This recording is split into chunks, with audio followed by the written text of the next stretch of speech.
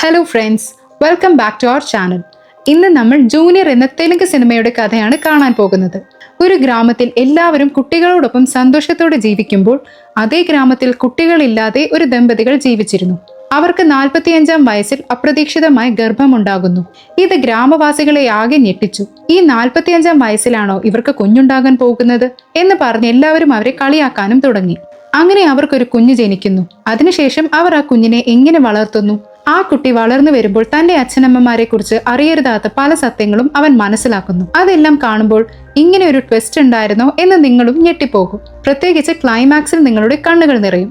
അങ്ങനെ ഒരു ട്വിസ്റ്റ് ഈ കഥയിലുണ്ട്. അതെല്ലാമാണ് ഈ സിനിമയിൽ പറയുന്നത്. സിനിമയുടെ തുടക്കത്തിൽ തന്നെ ഒരു 40 വയസ്സുള്ള അമ്മയെ കാണിക്കുന്നു. ഞാൻ നേരത്തെ പറഞ്ഞ ദമ്പതികളാണിവർ. അവർ വെള്ളം എടുക്കാൻ പോകുമ്പോൾ തല കറങ്ങി വീഴുന്നു. ഭർത്താവ് ഉടൻ തന്നെ അടുത്തുള്ള ആശുപത്രിയിലേക്ക് കൊണ്ടുപോകുന്നു. ഡോക്ടർ പരിശോധിച്ച് അഭിനന്ദനങ്ങൾ, 45-ാം വയസ്സിൽ നിങ്ങൾക്കൊരു കുഞ്ഞ് ജനിക്കാൻ പോകുന്നു എന്ന് പറയുന്നു.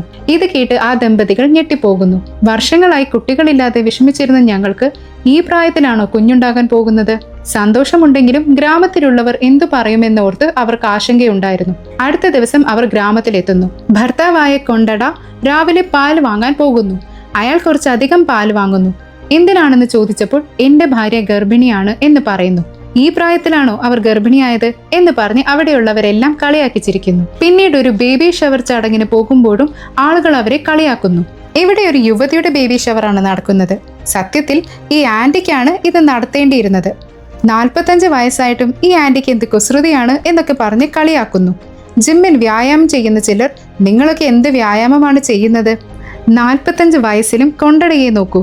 ശരീരം എങ്ങനെ സൂക്ഷിച്ച് ഭാര്യയെ ഗർഭിണിയാക്കിയിരിക്കുന്നു. അതുപോലെ ഇരിക്കണം എന്നും പറഞ്ഞ് കളിയാക്കുന്നുണ്ട്. ഇതെല്ലാം കേട്ട് അവർ രണ്ടുപേരും മാനസികമായി തളരുന്നു. ഇനി ഈ ഗ്രാമത്തിൽ നിന്നാൽ സമാധാനമായി ജീവിക്കാൻ കഴിയില്ലെന്ന് മനസ്സിലാക്കി അവർ ആ ഗ്രാമം വിട്ടുപോകാൻ തീരുമാനിക്കുന്നു. ഒരു ബസ്സിൽ കയറി ഭാര്യയോടൊപ്പം കൊണ്ടട യാത്ര തിരിക്കുന്നു. എന്നാൽ ബസ്സിൽ വെച്ച് ഭാര്യയ്ക്ക് പ്രസവ വേദന തുടങ്ങുന്നു. ഉടൻ തന്നെ ബസ് ആശുപത്രിയിലേക്ക് തിരിക്കുന്നു. പക്ഷെ അവർക്ക് ബസ്സിൽ നിന്ന് ഇറങ്ങാൻ പോലും കഴിയുന്നില്ല. 2 ഡോക്ടർമാർ ബസ്സിൽ കയറി അവിടെ വെച്ച് തന്നെ പ്രസവം എടുക്കുന്നു. അങ്ങനെ അവർക്കൊരു ആൺകുഞ്ഞ് ജനിക്കുന്നു. പക്ഷെ ദുഃഖകരമായ കാര്യം, കുഞ്ഞ് ജനിച്ചയുടൻ അമ്മ മരിച്ചു പോകുന്നു. ഈ വിവരം ഭർത്താവായ കൊണ്ടടയോട് പറയുന്നു. അദ്ദേഹം ജനിച്ച കുഞ്ഞിനെ കയ്യിലെടുത്ത് ദുഃഖത്തോടെ ഭാര്യയെ നോക്കുന്നു. അതിനുശേഷം അദ്ദേഹം ഗ്രാമം വിട്ട് ടൗണിൽ ഒരു ചെറിയ വീടെടുത്ത് മകനോടൊപ്പം ജീവിക്കാൻ തുടങ്ങുന്നു. സീൻ കട്ട് ചെയ്ത് 21 വർഷങ്ങൾക്ക് ശേഷമുള്ള കഥയാണ് കാണിക്കുന്നത്. ഇപ്പോൾ നമ്മുടെ നായകനെ കാണിക്കുന്നു. നായകൻ ഇപ്പോൾ കോളേജിൽ അവസാന വർഷ എഞ്ചിനീയറിംഗ് വിദ്യാർത്ഥിയാണ്. ക്യാമ്പസ് ഇന്റർവ്യൂ നടക്കുന്ന സമയത്ത് നായകന്റെ 3 സുഹൃത്തുക്കൾക്ക് ഒരു കത്ത് വരുന്നു. നിങ്ങൾ തിരഞ്ഞെടുക്കപ്പെട്ടിരിക്കുന്നു, കോളേജ് ഓഡിറ്റോറിയത്തിലേക്ക് വരണമെന്നായിരുന്നു കത്തിൽ. ആ 3 സുഹൃത്തുക്കളും അവിടെ എത്തുമ്പോൾ നമ്മുടെ നായകൻ അഭി അവിടെ നിൽക്കുന്നുണ്ടായിരുന്നു. ഫ്രണ്ട്സ്, ആ കത്ത് അയച്ചത് ഞാനാണ്. ഈ 4 വർഷം ഞാൻ നിങ്ങളോടൊപ്പം ഈ കോളേജിൽ പഠിച്ചു. പക്ഷെ എന്നെക്കുറിച്ച് നിങ്ങൾക്ക് ചില സത്യങ്ങൾ അറിയാമോ? എന്റെ ജീവിതത്തിൽ ഞാൻ ഒന്നും തിരഞ്ഞെടുത്തിട്ടില്ല. എല്ലാം എൻ്റെ അച്ഛൻ ഇടപെട്ട് തിരഞ്ഞെടുപ്പിച്ചതാണ്. അച്ഛൻ കാരണം ഞാൻ അനുഭവിച്ച വേദനകളാണ് ഞാൻ നിങ്ങളോട് പറയാൻ പോകുന്നത് എന്ന് പറഞ്ഞ് അഭി അച്ഛനെ കുറിച്ച് കൂട്ടുകാരോട് പറയുന്നു. തുടക്കത്തിൽ കാണിച്ച കൊണ്ടടയാണ് അഭിയുടെ അച്ഛൻ. അദ്ദേഹം അടുത്തുള്ള ടൗണിൽ വന്ന് അഭിയെ ഒരു സ്കൂളിൽ ചേർത്ത് വളർത്തി. എന്നാൽ അഭിക്ക് പഠിപ്പിൽ വലിയ താല്പര്യമില്ലായിരുന്നു. അവൻ ക്ലാസ്സിലിരുന്ന് ഉറങ്ങുമായിരുന്നു. എന്നാൽ മകൻ നന്നായി പഠിക്കുന്നുണ്ടോ, ചോദ്യങ്ങൾക്ക് ഉത്തരം പറയുന്നുണ്ടോ എന്നെല്ലാം അച്ഛൻ സ്കൂൾ ജനലിലൂടെ ശ്രദ്ധിക്കുമായിരുന്നു. ടീച്ചർ എന്ത് ചോദ്യം ചോദിച്ചാലും എന്റെ മകനോട് ചോദിക്കൂ, അവന് നന്നായി അറിയാം എന്ന് ജനലിലൂടെ തന്നെ അച്ഛൻ പറയും. ഉത്തരം അറിയാതെ ടീച്ചറുടെ കയ്യിൽ നിന്നും അടി വാങ്ങി അവൻ വീട്ടിൽ വരുമായിരുന്നു. അഭി വളർന്നു വരുമ്പോൾ സ്കൂളിലുള്ളവരെല്ലാം അഭിയുടെ അച്ഛനെ കളിയാക്കാൻ തുടങ്ങി. അഭിയുടെ അച്ഛൻ അപ്പോൾ 55 വയസ്സായിരുന്നു. എന്താടാ, അച്ഛനെന്ന് പറഞ്ഞ് മുത്തശ്ശനെയാണോ കൊണ്ടുവരുന്നത്? എന്റെ അച്ഛനെ നോക്ക്, എന്ത് ചെറുപ്പമാണെന്ന് എന്നൊക്കെ പറഞ്ഞ് കൂട്ടുകാർ കളിയാക്കും. ഇത് കാരണം പേരൻസ് ടീച്ചേഴ്സ് മീറ്റിങ്ങിന് അഭി അച്ഛനെ വിളിക്കാതെ അടുത്ത വീട്ടിലെ അങ്കിളിനോട് വരാമോ എന്ന് ചോദിക്കും. ഇത് ശ്രദ്ധിച്ച അച്ഛന് വളരെയധികം വിഷമമാകും. താൻ ചെറുപ്പമാണെന്ന് തെളിയിക്കാൻ വേണ്ടി അദ്ദേഹം ജീൻസും ടീഷർട്ടും ഇട്ട് മുടിക്ക് ഡൈ അടിച്ച് PTA മീറ്റിങ്ങിന് വരും. കാണുന്നവർക്ക് അതൊരു കോമാളിത്തരമായി തോന്നും. ഇത് കാരണം അഭി സ്കൂളിൽ ഒരുപാട് അപമാനം സഹിച്ചു. എന്റെ അച്ഛനെ പറഞ്ഞിട്ട് കാര്യമില്ല, ജനറേഷൻ ഗ്യാപ്പാണ്. എന്റെ അച്ഛന് ജെമിനി ഗണേശനെ ഇഷ്ടമാണെങ്കിൽ എനിക്ക് അജിത്തിനെയാണ് ഇഷ്ടം. അതുകൊണ്ട് ഞാനിപ്പോൾ ചിന്തിക്കുന്ന എന്റെ ഫീലിങ്സ് ഒന്നും അച്ഛന് മനസ്സിലാവില്ല. അങ്ങനെ ഞാൻ +2 കഴിഞ്ഞ് സ്കൂളിൽ ഫെയർവെൽ നടന്നപ്പോൾ ഞാൻ സ്നേഹിച്ച പെൺകുട്ടി എന്നോട് പ്രപ്പോസ് ചെയ്യാൻ വന്നു. എന്നാൽ എന്റെ അച്ഛൻ ഇടപെട്ട് അവളുടെ കയ്യിൽ ഒരു രാഖി കൊടുത്ത് എന്റെ കയ്യിൽ കെട്ടിച്ചു. അങ്ങനെ പ്രണയവും ജീവിതവും പോയി. എനിക്കിഷ്ടപ്പെട്ടതൊന്നും തിരഞ്ഞെടുക്കാൻ കഴിയാതെ അദ്ദേഹം പറഞ്ഞ എഞ്ചിനീയറിംഗ് കോളേജിൽ വന്നു ചേർന്നു. എന്റെ ജീവിതത്തിൽ ഞാൻ ആദ്യമായി തിരഞ്ഞെടുത്തത് ആരെയാണെന്ന് അറിയാമോ? സുഹൃത്തുക്കളായ നിങ്ങളെയാണ്. അതുകൊണ്ടാണ് യു ആർ സെലക്ടഡ് എന്ന് പറഞ്ഞ് നിങ്ങളെ ഇങ്ങോട്ട് വരുത്തിയത് എന്ന് അബി അച്ഛനെ കുറിച്ചുള്ള ദുഃഖകഥ ഫ്രണ്ട്സിനോട് പറയുന്നു. അതിനുശേഷം അബി കൂട്ടുകാരോടൊപ്പം കറങ്ങി നടക്കുകയും ഇടയ്ക്ക് കോളേജിൽ പോവുകയും ചെയ്യുന്നു. അപ്പോഴാണ് അതേ കോളേജിൽ പഠിക്കുന്ന സുന്ദരിയായ നായികയെ അബി കണ്ടുമുട്ടുന്നത്. നായിക നന്നായി പഠിക്കുന്ന കുട്ടിയാണ്. പക്ഷെ അബിയുടെ ക്ലാസ്സിലല്ല, അടുത്ത ക്ലാസ്സിലാണ്. അബി മനഃപൂർവ്വം നായികയുടെ ക്ലാസ്സിൽ പോയിരിക്കുകയും അവളെ നോക്കിയിരിക്കുകയും പിന്നാലെ നടക്കുകയും ചെയ്യുന്നു. അങ്ങനെ പ്രണയവും സൗഹൃദവുമായി നായകൻ കോളേജിലെ അവസാന ഘട്ടത്തിലേക്ക് എത്തുന്നു. അപ്പോഴാണ് ക്യാമ്പസ് ഇന്റർവ്യൂ, ഇന്റേൺഷിപ്പ് പോലെയുള്ള കാര്യങ്ങൾ കോളേജിൽ നടക്കുന്നത്. അബിക്കും ഒരു വലിയ കമ്പനിയിൽ ഇന്റേൺഷിപ്പിന് പോകേണ്ടി വരുന്നു. ഇന്റേൺഷിപ്പ് എന്താണെന്ന് അറിയാത്തവർക്കായി പറയാം, 30-60 ദിവസം ശമ്പളമില്ലാതെ ഒരു കമ്പനിയിൽ ജോലി ചെയ്ത് അവിടുത്തെ ജോലികൾ പഠിക്കണം. നിങ്ങളുടെ പ്രകടനം നല്ലതാണെങ്കിൽ ആ കമ്പനിയിൽ സ്ഥിരം ജോലി ലഭിക്കും. ഇതുവരെ അബി കോളേജ് ഹോസ്റ്റലിലായിരുന്നു താമസിച്ചിരുന്നത്. ഇന്റേൺഷിപ്പിന് പോകുന്നത് കൊണ്ട് അവൻ വീണ്ടും വീട്ടിലേക്ക് വരുന്നു. അങ്ങനെ വീണ്ടും അച്ഛന്റെ സ്നേഹപീഡനങ്ങളിൽ അകപ്പെടുന്നു. അബിയുടെ വീട്ടിൽ ഒരു വലിയ ഫോട്ടോയുണ്ട്. അച്ഛനോടൊപ്പം അബിയുമുണ്ട്. പക്ഷെ അതിൽ അച്ഛൻ അബിക്ക് പെൺവേഷം കെട്ടിച്ചിരിക്കുകയാണ്. എനിക്കൊരു പെൺകുഞ്ഞ് വേണമെന്നായിരുന്നു ആഗ്രഹം, പക്ഷെ നീയാണല്ലോ ജനിച്ചത്, അതുകൊണ്ടാണ് നിനക്ക് പെൺവേഷം കെട്ടി ഫോട്ടോ എടുത്തത് എന്നൊക്കെ പറഞ്ഞ് അച്ഛൻ ദ്രോഹിച്ചതൊക്കെ അബിക്ക് ഓർമ്മ വരുന്നു. സീൻ കട്ട് ചെയ്ത് ഹൈദരാബാദിലുള്ള ഒരു വലിയ IT കമ്പനി കാണിക്കുന്നു. അവിടെയാണ് അബി പഠിച്ച കോളേജിലെ ചില വിദ്യാർത്ഥികൾ ഇന്റേൺഷിപ്പിനായി വന്നിരിക്കുന്നത്. നായികയും അബിയുടെ കൂട്ടുകാരും അവിടെയുണ്ട്. ആ കമ്പനിയിലെ ഒരു ജീവനക്കാരൻ മുന്നോട്ട് വന്ന് പറയുന്നു, സമയം 9 ആകാൻ പോകുന്നു. ഈ കമ്പനിയെ കുറിച്ച് അറിയണമെങ്കിൽ ഇവിടുത്തെ വിജയ മാഡത്തെ കുറിച്ച് അറിയണം. അവർ വളരെ കർശനക്കാരിയാണ്. കൃത്യം 9 മണിക്ക് ഓഫീസിലെത്തും. ഇപ്പോൾ നിങ്ങളെ കാണാനും അവർ 9 മണിക്ക് ഈ മുറിയിലേക്ക് വരും. അവർക്ക് അച്ചടക്കം വളരെ പ്രധാനമാണ്. എന്നാൽ 9 മണിയായിട്ടും അവർ വന്നില്ല. പകരം നമ്മുടെ അബിയാണ് അകത്തേക്ക് വരുന്നത്. ഇതൊരു ട്വിസ്റ്റ് ആണല്ലോ എന്നെല്ലാവരും ചിന്തിക്കുന്നു. അബി നേരത്തെ ലിഫ്റ്റിൽ കയറിയിരുന്നു. അതേ ലിഫ്റ്റിൽ വിജയ മാഡവും കയറാൻ വന്നു. അവർ അബിയെ ലിഫ്റ്റിൽ നിന്നിറക്കി വിട്ട് അപമാനിച്ച് ഒറ്റയ്ക്ക് ലിഫ്റ്റിൽ കയറി. ഇതിൽ ദേഷ്യം വന്ന അബി, നിങ്ങൾ എങ്ങനെ നേരത്തെ എത്തുമെന്ന് ഞാനൊന്ന് കാണട്ടെ എന്ന് പറഞ്ഞ് 13 നിലകൾ പടിയിലൂടെ ഓടിക്കയറുന്നു. ഓരോ നിലയിലും ലിഫ്റ്റിന്റെ ബട്ടൺ അമർത്തിയിടുന്നു. അതുകൊണ്ട് ലിഫ്റ്റ് ഓരോ നിലയിലും നിർത്തിയാണ് വന്നത്. അബി വേഗത്തിൽ മുകളിലെത്തി റൂമിലിരുന്നു. അത് കാരണം എപ്പോഴും കൃത്യസമയത്ത് വരുന്ന വിജയ മാഡം അന്ന് അബി കാരണം വൈകിയെത്തുന്നു. ഇതുമൂലം അബിക്കും വിജയ മാഡത്തിനും തുടക്കം മുതലേ ചേർച്ചയുണ്ടായിരുന്നില്ല. അവർ വൈകി വന്നയുടൻ അബിയെ വഴക്കു പറയാൻ തുടങ്ങുന്നു. എന്നാൽ അതിനുള്ളിൽ കമ്പനിയുടെ CEO വീഡിയോ കോളിൽ വരുന്നു. പുതുതായി വന്ന കോളേജ് കുട്ടികൾക്കെല്ലാം സ്വാഗതം. ഇതിൽ ആരാണ് അബി? അബി, നിന്റെ പ്രൊജക്ട് കണ്ട് ഞാൻ അത്ഭുതപ്പെട്ടു പോയി. അഭിനന്ദനങ്ങൾ വിജയ. ഈ കുട്ടികളുടെ എല്ലാം തലവനായി അബിയെ നിയമിച്ചോളൂ. നമ്മുടെ കമ്പനിക്ക് വേണ്ട ജോലികളൊക്കെ ഇവരിൽ നിന്ന് വാങ്ങിക്കോളൂ എന്ന് പറയുന്നു. ആ CEO വിജയ മാഡത്തിന്റെ അച്ഛനാണ്. അതുകൊണ്ട് വിജയയ്ക്ക് ഇഷ്ടമല്ലെങ്കിലും സമ്മതിക്കുന്നു. രാത്രിയാകുന്നു. അബി പതിവ് പോലെ ഫോൺ എടുത്ത് നായികയോട് സംസാരിക്കാൻ തുടങ്ങുന്നു. അപ്പോൾ അച്ഛൻ, മോനെ നീ ഇതുവരെ ഉറങ്ങിയില്ലേ എന്ന് ചോദിക്കുന്നുണ്ട്. അവൻ പുതപ്പ് കൊണ്ട് മൂടി ഉറങ്ങുന്നതായി അഭിനയിക്കുന്നു. അച്ഛൻ പോയ ശേഷം വീണ്ടും നായികയുമായി സംസാരിക്കാൻ തുടങ്ങുമ്പോൾ അച്ഛൻ അടുത്തു നിന്ന് തന്നെ അബി സംസാരിക്കുന്നത് കേൾക്കുന്നുണ്ടായിരുന്നു. എന്റെ മകൻ എന്ത് ഭംഗിയായാണ് ഇംഗ്ലീഷ് സംസാരിക്കുന്നത് എന്ന് പറഞ്ഞ് അപ്പോഴും അബിയെ ശല്യപ്പെടുത്തുന്നു. ഓഫീസിലും അബിക്ക് ജോലി ഭാരം കൂടുന്നു. വിജയ മാഡം അബിയോടുള്ള ദേഷ്യത്തിൽ എല്ലാ ജോലികളും അവന്റെ തലയിൽ കെട്ടിവെക്കുന്നു. അബി വിജയ മാഡത്തെ ലിഫ്റ്റിൽ കാണുമ്പോൾ, മാഡം, അന്ന് നടന്ന സംഭവത്തിൽ നിങ്ങൾക്ക് ദേഷ്യമുണ്ടെന്ന് എനിക്കറിയാം. സത്യത്തിൽ ഞാൻ വളരെ പാവപ്പെട്ട കുടുംബത്തിൽ നിന്നാണ് വരുന്നത്. എനിക്ക് അമ്മയില്ല എന്നൊക്കെ പറഞ്ഞ് ഫാമിലി സെന്റിമെന്റ്സ് പറഞ്ഞ് രക്ഷപ്പെടാൻ ശ്രമിക്കുന്നു. എന്നാൽ വിജയ ഈ കമ്പനിയിൽ സ്ഥിരം ജീവനക്കാരനാകണമെങ്കിൽ പണിയെടുക്കണം. ഈ വൈകാരിക കഥകളൊന്നും പറഞ്ഞ് ഇവിടെ നിൽക്കാൻ പറ്റില്ല. വേണമെങ്കിൽ ഈ കഥ പറഞ്ഞ് പുറത്തുപോയി ഭിക്ഷയെടുക്കാം എന്ന് പറഞ്ഞ് എല്ലാവരുടെയും മുന്നിൽ വെച്ച് അബിയെ അപമാനിക്കുന്നു. അതിനുശേഷം വിജയ എന്ത് ജോലി കൊടുത്താലും അബി ഒരു മെഷീൻ പോലെ പണിയെടുക്കുന്നു. അപ്പോഴാണ് CEOക്ക് പ്രായമായതുകൊണ്ട് തന്റെ പദവി മറ്റൊരാൾക്ക് കൊടുക്കാൻ തീരുമാനിക്കുന്നത്. അവിടെ സോളമൻ എന്നൊരു ജീവനക്കാരനുണ്ട്. തനിക്കാണ് ആ പദവി കിട്ടാൻ പോകുന്നതെന്ന് അയാൾ കരുതുന്നു. എന്നാൽ CEO അടുത്ത CEO എന്റെ മകൾ വിജയ ആയിരിക്കും എന്ന് പ്രഖ്യാപിക്കുന്നു. ഇത് സോളമന് വലിയ ദേഷ്യമുണ്ടാക്കുന്നു. അച്ഛൻ CEO ആയിരുന്നപ്പോൾ തന്നെ വിജയ ഒരു ഹിറ്റ്ലറെ പോലെയായിരുന്നു പെരുമാറിയിരുന്നത്. ഇപ്പോൾ അവൾ തന്നെ CEO ആയതുകൊണ്ട് ഓഫീസിലുള്ളവരെല്ലാം ഭയന്നു. ഇവിടെ അബി ഒഴിവു സമയത്ത് നായികയുടെ കൈ പിടിച്ച് സംസാരിച്ചു കൊണ്ടിരിക്കുന്നു. അതും വിജയ മാഡം കാണുന്നു. നീ എന്തിനാണ് ഇവിടെ വന്നിരിക്കുന്നത്? ജോലി ചെയ്യാനാണോ അതോ ഇങ്ങനെ സൊള്ളിയിരിക്കാനാണോ എന്ന് ചോദിച്ച് ദേഷ്യപ്പെടുന്നു. അപ്പോഴാണ് അബി ഒരു പ്രധാനപ്പെട്ട വിവരം വിജയ മാഡത്തോട് പറയുന്നത്. വിജയനഗരം എന്നൊരു ഗ്രാമമുണ്ട്. ആ ഗ്രാമം നമ്മളാണ് ദത്തെടുത്ത് ഫണ്ടിങ് ചെയ്യുന്നത്. പക്ഷെ അവിടെ 10 വർഷം മുൻപ് നമ്മൾ കൊടുത്ത പണമൊന്നും ആർക്കും കിട്ടിയിട്ടില്ല. അവിടെ ഒരു വികസനവും നടന്നിട്ടില്ല. നമുക്ക് കിട്ടിയതെല്ലാം വ്യാജ റിപ്പോർട്ടുകളാണ്. നിങ്ങൾ അതൊന്ന് പരിശോധിച്ച് ആ ഗ്രാമത്തെ ശരിയാക്കണം എന്ന് അഭി വിജയയോട് പറയുന്നു. എന്നാൽ വിജയ ദേഷ്യപ്പെടുന്നു. നിന്റെ മേൽ തെറ്റുണ്ടെന്ന് പറഞ്ഞപ്പോൾ നീ നല്ലവനെ പോലെ ഇവിടെ വന്ന് സംസാരിക്കണ്ട. ഇവിടെ എന്താണ് ശരി എന്താണ് തെറ്റെന്ന് ഞാൻ തീരുമാനിച്ചോളാം. റിപ്പോർട്ട് എന്റെ മേശപ്പുറത്ത് വെച്ചേക്ക്. എന്റെ അച്ഛനാണ് നിന്നെ ഈ ഇന്റേൺഷിപ്പ് പിള്ളേരുടെ തലവനാക്കിയത്. ഞാൻ ആ സ്ഥാനത്ത് നിന്ന് നിന്നെ മാറ്റുന്നു. ഇനി നീ ഇവിടെ ഒരു സാധാരണ ഇന്റേൺഷിപ്പ് പയ്യൻ മാത്രമാണ്. നീ ഈ നിലയിൽ നിൽക്കരുത്, താഴത്തെ നിലയിലേക്ക് പോയിക്കോ എന്ന് പറഞ്ഞ് അവനെ വീണ്ടും അപമാനിക്കുന്നു. ഇത് നായകന്റെ ദേഷ്യം വർദ്ധിപ്പിക്കുന്നു. വിജയ ഇത്രയും ദേഷ്യപ്പെടുന്നതും ഹിറ്റ്ലറെ പോലെ പെരുമാറുന്നതും അവരുടെ അച്ഛനായ ചെയർമാന് ഇഷ്ടമല്ലായിരുന്നു. ഞാനും നിന്റെ അമ്മയും വളരെ കഷ്ടപ്പെട്ടാണ് ഈ കമ്പനി ഉണ്ടാക്കിയത്. ഈ കമ്പനി കാരണം ഒരുപാട് ഗ്രാമങ്ങൾക്ക് നല്ലത് ചെയ്യണം, ഒരുപാട് പേർക്ക് ജോലി കൊടുക്കണം എന്നൊക്കെ വിചാരിച്ചാണ് ഈ NGO തുടങ്ങിയത്. നീ ദേഷ്യമില്ലാതെ ഞാൻ മറ്റുള്ളവരോട് എങ്ങനെയാണോ പെരുമാറുന്നത് അതുപോലെ പെരുമാറണം എന്ന് അദ്ദേഹം പറയുന്നു. അടുത്ത ദിവസം മകൾക്ക് പദവി കൈമാറാനായി ചെയർമാൻ വരുന്നു. എല്ലാവരുടെയും മുന്നിൽ വെച്ച് ഞാൻ CEO സ്ഥാനത്ത് നിന്ന് ഒഴിയുന്നു, എന്റെ പദവി മകൾ വിജയയ്ക്ക് നൽകുന്നു എന്ന് പറഞ്ഞ് വിജയെ വേദിയിലേക്ക് ക്ഷണിക്കുന്നു. അപ്പോൾ നമ്മുടെ നായകൻ ഒരു പ്രത്യേക വീഡിയോ തയ്യാറാക്കി കമ്പനിയിലെ മറ്റൊരു ജീവനക്കാരനോട് അത് പ്ലേ ചെയ്യാൻ പറയുന്നു. ആ ജീവനക്കാരൻ വേദിയിൽ വന്ന് വിജയ മാഡം വരുന്നതിന് മുൻപ് അവരെക്കുറിച്ചുള്ള ഒരു പ്രത്യേക വീഡിയോ പ്ലേ ചെയ്യുന്നു. ആ വീഡിയോയിൽ വിജയ മാഡം കഠിനാധ്വാനം കൊണ്ടാണ് ഈ നിലയിലെത്തിയത് എന്നൊക്കെ പറഞ്ഞ് പെട്ടെന്ന് ഹിറ്റ്ലറുടെ വീഡിയോ വരുന്നു.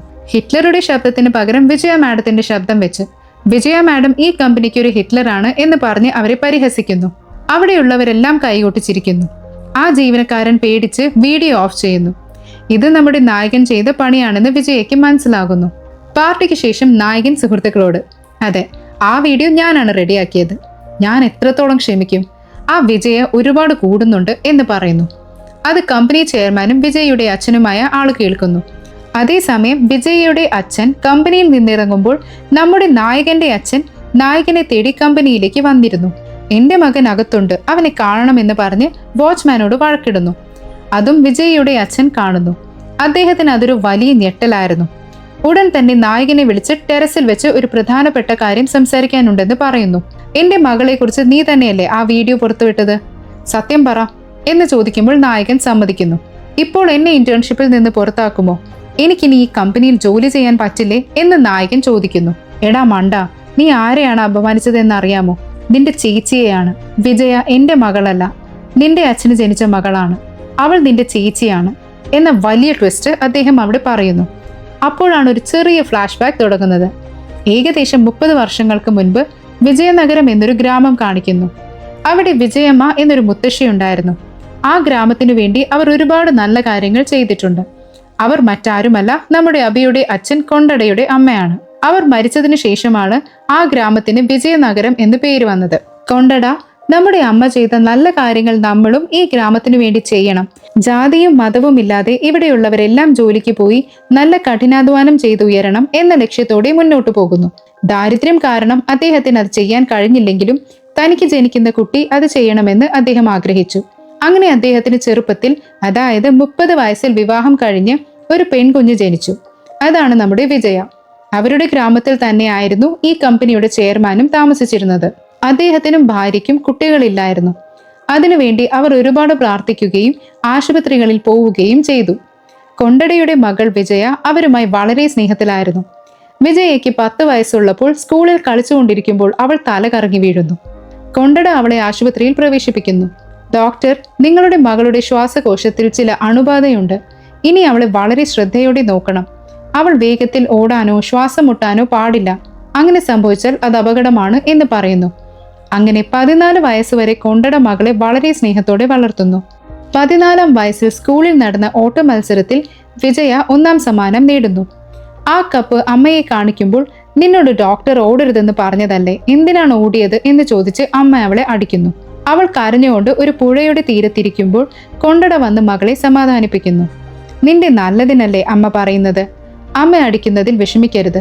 നിനക്ക് അച്ഛനുണ്ടല്ലോ, നിനക്ക് മനസ്സിൽ എന്ത് വിഷമമുണ്ടായാലും ഈ ജോമെട്രി ബോക്സിൽ ഒരു കത്തെഴുതി ഈ ബോട്ടിനടിയിൽ വെച്ചാൽ മതി, അച്ഛൻ വന്ന് നോക്കിക്കോളാം എന്ന് പറഞ്ഞ് മകളെ ആശ്വസിപ്പിക്കുന്നു. ദിവസങ്ങൾ കടന്നു പോകുമ്പോൾ വിജയയുടെ ആരോഗ്യം കൂടുതൽ വഷളാകുന്നു. അവളെ വീണ്ടും ആശുപത്രിയിൽ പ്രവേശിപ്പിക്കുന്നു. അവളെ ചികിത്സിക്കാൻ കൊണ്ടടയുടെ കയ്യിൽ പണമില്ല. അദ്ദേഹം തന്റെ കിഡ്നി വിറ്റെങ്കിലും മകളെ രക്ഷിക്കണമെന്ന് വിചാരിക്കുന്നു. എന്നാൽ അങ്ങനെ ചെയ്യാൻ ശ്രമിച്ചതിന് പോലീസിന്റെ പിടിയിലാകുന്നു. മകൾ ആശുപത്രിയിൽ മരണത്തോട് മല്ലടിക്കുമ്പോൾ എന്ത് ചെയ്യണമെന്നറിയാതെ അദ്ദേഹം വിഷമിക്കുന്നു. അപ്പോഴാണ് ഗ്രാമത്തിലെ പണക്കാരനും തന്റെ സുഹൃത്തുമായ ഇപ്പോഴത്തെ കമ്പനി ചെയർമാനോട് സഹായം ചോദിക്കുന്നത്. നിനക്ക് മക്കളില്ലല്ലോ, എന്റെ മകളെ ഞാൻ നിനക്ക് തരാം, നീ അവളെ നന്നായി വളർത്തണം. എന്റെ മകൾക്ക് ഒരുപാട് ചികിത്സ വേണ്ടിവരും, എന്റെ കയ്യിൽ പണമില്ല, എന്റെ കൂടെ നിന്നാൽ അവളെ രക്ഷിക്കാൻ കഴിയില്ല, ഞാൻ എങ്ങനെയെങ്കിലും അവളെ നിന്റെ അടുത്തേക്ക് അയക്കാം, ദയവായി അവളെ നന്നായി നോക്കണം എന്ന് കൊണ്ടട അഭ്യർത്ഥിക്കുന്നു. അതിനുശേഷം ആശുപത്രിയിലുള്ള വിജയയോട് അമ്മ, നിന്നെ അങ്കിളിന്റെ വീട്ടിലേക്ക് അയക്കാൻ പോവുകയാണ്, ഇനി നീ അങ്കിളിന്റെ കൂടെയാണ് താമസിക്കേണ്ടത്, അച്ഛനെയും അമ്മയെയും കാണാൻ കഴിയില്ല എന്ന് പറയുന്നു. വിജയ അലറിക്കരയുന്നു. അച്ഛൻ ഇതറിയാമോ, അച്ഛൻ എങ്ങനെ എന്നെ വിട്ടുനിൽക്കും എന്ന് പറഞ്ഞ് അച്ഛനെ കെട്ടിപ്പിടിച്ച് പോകില്ലെന്ന് പറഞ്ഞ് കരയുന്നു. എന്നാൽ അടുത്ത ദിവസം കൊണ്ടട മകളെ എങ്ങനെയെങ്കിലും തന്നിൽ നിന്ന് അകറ്റണമെന്ന് തീരുമാനിക്കുന്നു. എങ്കിലേ അവൾ രക്ഷപ്പെടൂ എന്ന് കരുതി മനഃപൂർവ്വം മദ്യപിച്ച് വന്ന് മകളെ ചീത്ത പറയുന്നതായി അഭിനയിക്കുന്നു. നീ ഒരു പെണ്ണാണോ, നീ വന്നതിൽ പിന്നെ ഞങ്ങൾക്ക് ചെലവ് മാത്രമാണ്, സമാധാനമായി ജീവിക്കാൻ പറ്റുന്നില്ല എന്ന് പറഞ്ഞ് അവളെ ചെയർമാന്റെ വീട്ടിലേക്ക് വലിച്ചിഴച്ച് കൊണ്ടുപോകുന്നു. മകൾ സ്നേഹത്തോടെ ഓടി വരുമ്പോൾ അദ്ദേഹം അവളെ തള്ളി മാറ്റുന്നു. അച്ഛൻ എന്താണ് ഇങ്ങനെ മാറിയത്, എന്നെ വേണ്ടെന്ന് പറഞ്ഞല്ലോ എന്ന് വിചാരിച്ച് വിജയ മനസ്സ് തകർന്ന് ചെയർമാന്റെ വീട്ടിലേക്ക് പോകുന്നു. അതിനുശേഷമാണ് അവൾ ചെയർമാന്റെ കൂടെ വളരുന്നത്. മകളെ ചെയർമാന് കൈമാറി, എന്റെ മകൾ എനിക്ക് കുലദൈവത്തെ പോലെയാണ്, അവളെ എങ്ങനെയെങ്കിലും രക്ഷിക്കണം എന്ന് പറഞ്ഞ് കൊണ്ടട അവിടെ നിന്ന് പോകുന്നു. പിന്നീട് ചെയർമാൻ വിജയയെയും കൂട്ടി ആ ഗ്രാമം വിട്ടുപോകുന്നു. വർഷങ്ങൾക്ക് ശേഷം അവർക്ക് ജനിച്ച രണ്ടാമത്തെ കുട്ടിയാണ് നമ്മുടെ നായകൻ. അങ്ങനെ ഒരു മഹാനായ അച്ഛനാണ് നിന്റെ അച്ഛൻ എന്ന് ചെയർമാൻ നായകനോട് പറയുന്നു. ഇത് കേട്ട് നായകൻ അച്ഛനെ ഓർത്ത് കണ്ണീരണിയുന്നു. ഇത്രയും ദുഃഖം സഹിച്ചാണോ അച്ഛൻ എന്നോട് ഇത്രയും സ്നേഹം കാണിച്ചത്, ഇതറിയാതെ ഞാൻ അച്ഛനെ അകറ്റി നിർത്തിയല്ലോ, അച്ഛന്റെ സ്നേഹം എനിക്ക് ശല്യമായിരുന്നല്ലോ എന്നൊക്കെ ഓർത്ത് അഭിവേദനിക്കുന്നു. എപ്പോഴും അച്ഛനോട് ശരിക്ക് സംസാരിക്കുകയോ ശ്രദ്ധിക്കുകയോ ചെയ്യാത്ത അഭി ഇപ്പോൾ അച്ഛൻ മഴ നനയുമ്പോൾ തുണിയെടുത്ത് വന്ന് അച്ഛനെ അകത്തേക്ക് കൂട്ടിക്കൊണ്ടുവരുന്നു. അബിയുടെ വീട്ടിൽ ചെറുപ്പത്തിൽ അബിക്ക് പെൺവേഷം കെട്ടി അച്ഛനെടുത്ത ഫോട്ടോ നോക്കുമ്പോൾ അബിക്ക് കാര്യങ്ങൾ മനസ്സിലാകുന്നു. എന്തിനാണ് അച്ഛൻ തനിക്ക് പെൺവേഷം കെട്ടിയതെന്ന്. അവിടെ വെച്ച് അബി ഒരു തീരുമാനമെടുക്കുന്നു. നമ്മുടെ അച്ഛൻ ആഗ്രഹിച്ചതുപോലെ നമ്മുടെ ഗ്രാമമായ വിജയനഗരത്തെ എങ്ങനെയെങ്കിലും മാറ്റിയെടുക്കണം. രണ്ടാമതായി എന്റെ അച്ഛനെയും അദ്ദേഹത്തിന്റെ മകളായ ചേച്ചി വിജയയെയും ഒന്നിപ്പിക്കണം. അങ്ങനെ അവൻ ചെയർമാനോട് നിങ്ങളുടെ മകളെ വിജയനഗരം എന്ന ഗ്രാമത്തിലേക്ക് അയച്ച് അവിടെ NGO നടത്തി ജനങ്ങളെ സഹായിക്കാൻ പറയണം എന്നാവശ്യപ്പെടുന്നു. അങ്ങനെ വിജയ ആ ഗ്രാമം ദത്തെടുക്കാൻ സമ്മതിക്കുന്നു. ഇന്റേൺഷിപ്പ് ചെയ്യുന്ന കുട്ടികളോടൊപ്പം അവൾ ആ ഗ്രാമത്തിലേക്ക് വരുന്നു. 14 വയസ്സുള്ളപ്പോഴാണ് വിജയ ആ ഗ്രാമം വിട്ടുപോയത്. അതുകൊണ്ട് അവൾക്ക് പഴയ ഓർമ്മകളെല്ലാം മനസ്സിലുണ്ട്. ഗ്രാമത്തിലെത്തിയ ഉടൻ അവൾക്ക് അച്ഛനെയും കളിച്ച സ്ഥലങ്ങളെയും എല്ലാം ഓർമ്മ വരുന്നു. ഗ്രാമത്തിലെ ഒരു പഴയ കെട്ടിടം നന്നാക്കി അവിടെ ഓഫീസ് തുടങ്ങാൻ അവൾ പറയുന്നു. രാത്രി അവൾക്ക് ഉറക്കം വരുന്നില്ല. ഓഫീസിൽ നിന്ന് നോക്കുമ്പോൾ വിജയ അച്ഛനോടൊപ്പം ജീവിച്ച പഴയ വീട് കാണുന്നു. അതെല്ലാം ഓർത്ത് അവൾ അച്ഛനെ ഓർക്കുന്നു. ഇപ്പോൾ അതേ വീട്ടിൽ നമ്മുടെ നായകൻ ടോർച്ച് ലൈറ്റുമായി പഴയ ഫോട്ടോകളും ഓർമ്മകളും നോക്കിക്കൊണ്ടിരിക്കുകയാണ്. കാരണം നായകൻ ജനിച്ചതിനു ശേഷം ഈ ഗ്രാമത്തിൽ വളർന്നിട്ടില്ല. അച്ഛനാണ് അവനെ ടൗണിലേക്ക് കൊണ്ടുപോയത്. അതുകൊണ്ട് എന്റെ അച്ഛൻ ചേച്ചിയെ എങ്ങനെയാണ് വളർത്തിയത് എന്നൊക്കെ അവൻ നോക്കി വിഷമിക്കുന്നു. ഗ്രാമത്തിൽ ഒരു ക്യാമ്പ് നടത്തി അവിടുത്തെ ജനങ്ങളുടെ പ്രശ്നങ്ങൾ അവർ മനസ്സിലാക്കുന്നു. അതേസമയം ഗ്രാമത്തിലെ ഒരു മുതലാളി നേരത്തെ NGOയിൽ നിന്ന് പണം വാങ്ങി ഒന്നും ചെയ്യാതെ ആ പണം മുഴുവൻ സ്വന്തമാക്കിയ ആളാണ്. അയാൾ വിജയയെ വന്ന് ഭീഷണിപ്പെടുത്തുന്നു. ഈ ഗ്രാമത്തിൽ എല്ലാം ഞാനാണ് തീരുമാനിക്കുന്നത്, ഇവിടെ ആവശ്യമില്ലാതെ ഇടപെടരുതെന്ന് പറയുന്നു. വിജയ അയാളെ ചീത്ത പറഞ്ഞ് അവിടെ നിന്ന് ഓടിക്കുന്നു.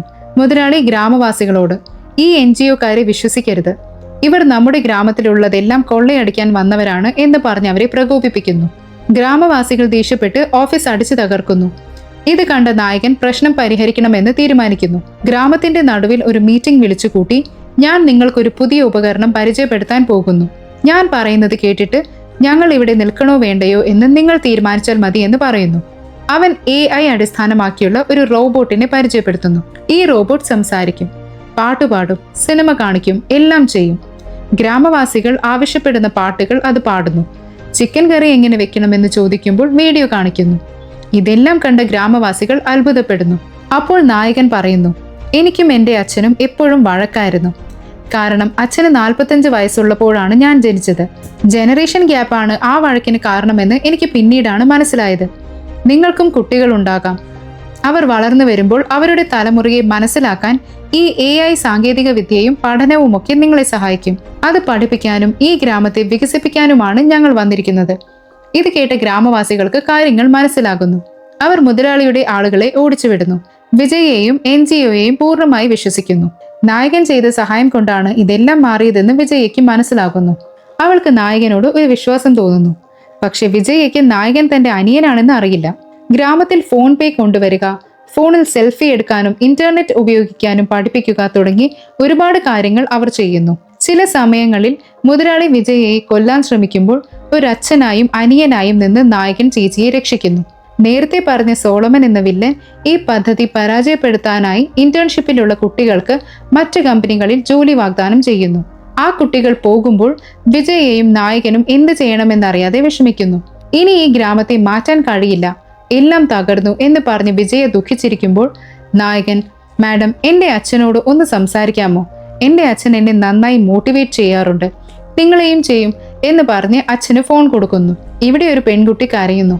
അവൾക്ക് ധൈര്യം കൊടുക്കൂ അച്ഛ എന്ന് പറയുന്നുണ്ട്. വിജയയ്ക്ക് തന്റെ അച്ഛനോടാണ് സംസാരിക്കുന്നത് എന്നറിയാതെ പറയൂ അങ്കിൾ എന്ന് പറഞ്ഞ് സംസാരിക്കുന്നു. അദ്ദേഹം ഒരുപാട് മോട്ടിവേഷണൽ വാക്കുകൾ പറയുമ്പോൾ വിജയയ്ക്ക് തന്റെ അച്ഛൻ സംസാരിക്കുന്നത് പോലെ തോന്നുന്നു. ഇതെല്ലാം കണ്ടു നിൽക്കുന്ന നായകൻ കണ്ണീരണിയുന്നു. പിന്നീട് അവർ ഒരു നല്ല തീരുമാനമെടുക്കുന്നു. ഗ്രാമത്തിലെ പെൺകുട്ടികളെല്ലാം പഠിച്ചിട്ടും ജോലിക്ക് പോകാതെ അടിമകളെ പോലെ ജീവിക്കുകയായിരുന്നു. എന്നാൽ ഇവർ ബോധവൽക്കരണം നടത്തിയത് കൊണ്ട് ഗ്രാമവാസികൾ മാറി ചിന്തിക്കുകയും തങ്ങളുടെ പെൺമക്കളെ NGOയിൽ ചേർത്ത് ഗ്രാമത്തിനു വേണ്ടി പ്രവർത്തിക്കാൻ അനുവദിക്കുകയും ചെയ്യുന്നു. ഇന്റേൺഷിപ്പ് കുട്ടികളുടെ സ്ഥാനത്ത് ആ ഗ്രാമത്തിലെ പെൺകുട്ടികൾ വരുന്നു. കുറച്ച് നാളുകൾക്കുള്ളിൽ റൂട്ട്സ് എന്ന പേരിൽ ഒരു അസോസിയേഷൻ തുടങ്ങി വിജയ അതിന്റെ നേതൃത്വം വഹിച്ച് ഗ്രാമത്തിന് ഒരുപാട് നല്ല കാര്യങ്ങൾ ചെയ്യുന്നു. ഒരു ദിവസം വിജയ നായകനോട്, ഇതെല്ലാം സാധിച്ചത് നീ കാരണമാണ്. ഞാൻ നിന്നോട് ഒരുപാട് വഴക്കിട്ടിട്ടുണ്ട്, അതൊന്നും മനസ്സിൽ വെക്കരുത്. ഇനി ഈ കമ്പനിയിലെ സ്ഥിരം ജീവനക്കാരൻ നീയാണ് എന്ന് പറയുന്നു. അപ്പോഴാണ് നായകന് ഞെട്ടിക്കുന്ന ഒരു ഫോൺ കോൾ വരുന്നത്. നായകൻ ഗ്രാമത്തിൽ വന്നിട്ട് കുറച്ച് ആഴ്ചകളെ ആയിരുന്നുള്ളൂ. ഇതിനിടയിൽ നായകന്റെ അച്ഛന് അസുഖം കൂടിയിരുന്നു. അദ്ദേഹം സ്ഥിരമായ ആശുപത്രിയിൽ പോയിരുന്നു. ഇത് അടുത്ത വീട്ടുകാരൻ പറഞ്ഞ് നായകൻ അറിയുന്നു. അച്ഛൻ എന്തു പറ്റിയെന്ന് ഡോക്ടറോട് ചോദിക്കുമ്പോൾ, നിങ്ങളുടെ അച്ഛന് അൾഷിമേഴ്സ് ആണ്, അതായത് അദ്ദേഹം പതിയെ പതിയെ എല്ലാം മറന്നു തുടങ്ങിയിരിക്കുന്നു. കുറച്ചു കാലം കഴിഞ്ഞാൽ അടുത്ത ബന്ധുക്കളെ പോലും മറന്നു പോയേക്കാം എന്ന് പറയുന്നു. ഇത് കേട്ട നായകൻ തകർന്നു പോകുന്നു. അപ്പോൾ അച്ഛൻ ചേച്ചിയെ മറന്നു പോകുമോ? ചേച്ചിയെയും അച്ഛനെയും ഒന്നിപ്പിക്കാം എന്ന് വിചാരിച്ചതാണല്ലോ. നായകൻ അച്ഛനെ വിജയനഗരം എന്ന ഗ്രാമത്തിലേക്ക് കൊണ്ടുവരുന്നു.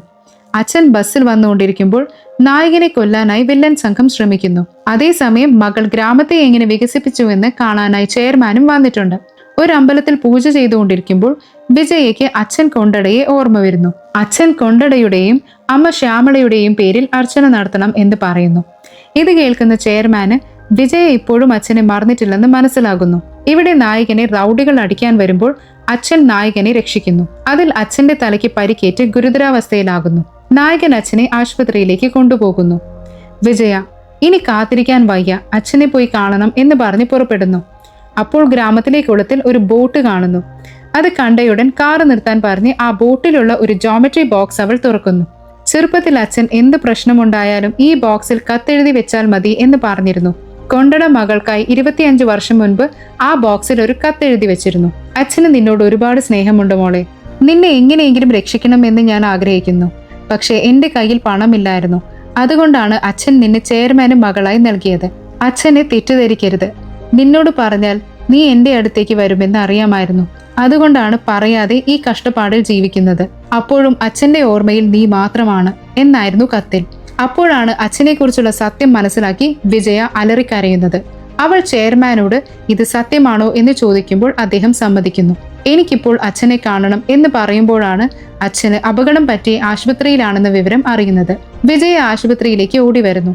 ചേച്ചി വരുന്നത് കണ്ട് നായകൻ ചേച്ചി അച്ഛനെ കാണാൻ പോകുന്നു. അച്ഛന് ചേച്ചിയെ ഓർമ്മയുണ്ടാകണേ എന്ന് പ്രാർത്ഥിക്കുന്നു. പരിക്കിൽ നിന്ന് നായകന്റെ അച്ഛൻ കണ്ണു തുറക്കുമ്പോൾ വിജയ മുന്നിൽ നിൽക്കുന്നു. അച്ഛാ, എന്നെ ഓർമ്മയുണ്ടോ? ഞാനാണ് അച്ഛന്റെ മകൾ വിജയ എന്ന് പറയുന്നു. നിന്നെ എങ്ങനെ മറക്കാനാണ് മോളെ, സുഖമായിരിക്കുന്നോ എന്ന് പറഞ്ഞ് അദ്ദേഹം മകളെ കെട്ടിപ്പിടിക്കുന്നു. അദ്ദേഹത്തിന് എല്ലാം ഓർമ്മ വന്ന് മകളോടൊപ്പം ചേർന്ന് സന്തോഷത്തോടെ കരയുന്നു. ഇതെല്ലാം കണ്ടു നിൽക്കുന്ന നായകൻ കണ്ണീരണിയുന്നു. അച്ഛൻ നായകനെയും കാണുന്നു. നീയും വാ മോനെ എന്ന് വിളിക്കുന്നു. നായകൻ, ചേച്ചി, ഞാനാണ് നിങ്ങളുടെ അനിയൻ എന്ന് പറയാൻ വരുമ്പോൾ നായകന്റെ അച്ഛൻ, മോളെ വിജയ, ഈ മോനാണ് എന്നെ അപകടത്തിൽ നിന്ന് രക്ഷിച്ചത്. വളരെ നല്ല പയ്യനാണ്. എന്താ മോനെ പേര് എന്ന് ചോദിക്കുന്നു. നായകൻ അത് കേട്ട് ഞെട്ടലുണ്ടാകുന്നു. അൾഷിമേഴ്സ് രോഗം കാരണം നായകനെ അച്ഛൻ മറന്നുപോയിരുന്നു. തനിക്കൊരു മകളെയുള്ളൂ. അത് വിജയ മാത്രമാണെന്ന് അദ്ദേഹം വിശ്വസിക്കുന്നു. ഇപ്പോൾ ഞാൻ സത്യം പറഞ്ഞാൽ അദ്ദേഹത്തിന് എന്തെങ്കിലും ആശയക്കുഴപ്പമുണ്ടായി ചേച്ചിയെ വീണ്ടും മറന്നുപോയാലോ എന്ന് കരുതി എന്റെ പേര് അബി എന്നാണ് സർ എന്ന് മാത്രം പറയുന്നു. വിജയയ്ക്കും അബി അനിയനാണെന്നറിയാതെ നന്ദി പറയേണ്ടി വരുന്നു. ഈ സത്യങ്ങളെല്ലാം പുറത്തു പറയാതെ അബി അവിടെ നിന്ന് പുറത്തേക്ക് വരുന്നു. പുറത്തു വന്ന് അവൻ അലറിക്കരയുമ്പോൾ സോളമൻ എന്ന വില്ലൻ അങ്ങോട്ട് വരുന്നു. ഇത് ആരോട് പറയണമെന്നറിയില്ല, നീ എനിക്ക് ദ്രോഹം ചെയ്തിട്ടുണ്ടെങ്കിലും നിന്നോട് പറയണമെന്ന് തോന്നുന്നു എന്ന് പറഞ്ഞ് നടന്ന കാര്യങ്ങളെല്ലാം പറയുന്നു. ഇതെല്ലാം സഹിച്ച് നീ എങ്ങനെ ജീവിക്കും എന്ന് സോളമൻ ചോദിക്കുന്നു. എന്തുകൊണ്ട് ജീവിക്കാൻ പറ്റില്ല? തനിക്കൊരു മകൾ ഉണ്ടായിരുന്നത് മറച്ചുവെച്ച് എന്റെ അച്ഛൻ ഇത്രയും വർഷം ജീവിച്ചപ്പോൾ, ഈ 21 വർഷം എന്നെ വളർത്തിയപ്പോൾ ഞാനിപ്പോൾ നന്നായി വളർന്നു, നല്ലൊരു ജോലിയുമുണ്ട്. ഇപ്പോൾ അദ്ദേഹം എന്നെ മകനായി കണ്ടില്ലെങ്കിലും ഞാൻ അദ്ദേഹത്തെ അച്ഛനായി, ദൈവമായി തന്നെ കാണും. അങ്ങനെ ഞാൻ അദ്ദേഹത്തെ സർ എന്ന് വിളിച്ച് അദ്ദേഹത്തെ നോക്കി അദ്ദേഹത്തിന് സേവനം ചെയ്ത് ജീവിതകാലം മുഴുവൻ ജീവിച്ചോളാം. അത് മാത്രം മതി എനിക്ക് എന്ന് പറഞ്ഞ് അവൻ കരയുന്നു. അതിനുശേഷം അബി ഇടയ്ക്കിടെ അച്ഛനെ വന്ന് കാണും. അപ്പോഴൊന്നും അച്ഛന് അബി തന്റെ മകനാണെന്ന് ഓർമ്മയുണ്ടാകില്ല. തനിക്ക് ഒരേ ഒരു മകളെയുള്ളൂ, അത് വിജയ മാത്രമാണെന്ന് അദ്ദേഹം ചിന്തിക്കും. അബിക്ക് പെൺവേഷം കെട്ടിയെടുത്ത ഫോട്ടോ പോലും തന്റെ മകൾ വിജയുടേതാണെന്ന് അദ്ദേഹം വിശ്വസിക്കും. അച്ഛനെ ശല്യപ്പെടുത്തേണ്ട എന്ന് കരുതി അബി ഈ കഷ്ടപ്പാടോടെ അവിടെ ജീവിക്കുന്നതായി കാണിച്ച് സിനിമ അവസാനിക്കുന്നു. പറഞ്ഞില്ലേ ക്ലൈമാക്സ് മനസ്സിനെ തകർക്കുമെന്ന്. അങ്ങനെ ഒരു ക്ലൈമാക്സ് ആണിത്. സിനിമ നിങ്ങൾക്ക് എല്ലാവർക്കും ഇഷ്ടപ്പെട്ടെന്ന് കരുതുന്നു. വീഡിയോ ഇഷ്ടപ്പെട്ടെങ്കിൽ ലൈക്ക് ചെയ്യുക, ചാനൽ സബ്സ്ക്രൈബ് ചെയ്യുക. മറ്റൊരു വീഡിയോയുമായി കാണുന്നത് വരെ ഗുഡ് ബൈ.